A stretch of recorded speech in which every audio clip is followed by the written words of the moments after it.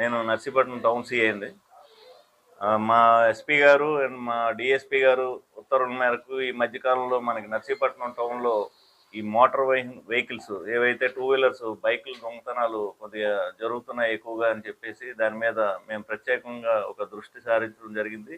దాని మీద మేము ఒక ప్రత్యేకమైనటువంటి ఒక crime team Nagendra and Satish Nani వాళ్ళ ఆధ్వర్యంలో ఒక టీంని ఏర్పాటు చేసి గత వారం రోజులుగా మేము అదే పనిగా రాత్రి పౌరులు కష్టపడితే మనకి ఎట్టకేలకు ఒక ముద్దాయి మనకి దొరకడం జరిగిందండి. అతని పేరు హనుమాను శ్రీను, తండ్రి రమణ, ఆయనది నక్కపల్లి మండలం దారిపిల్లి అనిపాలెం. అయితే ఆయన్ని పట్టుకున్న తర్వాత మనకి ఈరోజు ఉదయం మనకి నర్సీపట్నంలో ఆయన ఒక బైక్ దొంగతనం చేసి పట్టుకెళ్తున్నాడనే సమాచారం మీద మనం పెద్ద చెరువు దగ్గర నర్సీపట్నం పెద్ద చెరువు దగ్గర మనం పట్టుకుంటే ఆయన మొత్తం మనకి 8 బైకులు రికవర్ ఇచ్చారు. అందులో 5 బైకులు అండ్ 3 స్కూటీలు అలాగే 2 ఫోన్లు కూడా ఆయన నుంచి రికవరీ చేయడం అయింది. అతనికి ఈ దొంగతనాలకి అటువంటి హెల్ప్ చేసినటువంటి వాడు పెదబొడ్డేపల్లికి చెందినటువంటి ఒక మైనర్ ఒక వ్యక్తి ఉన్నాడు.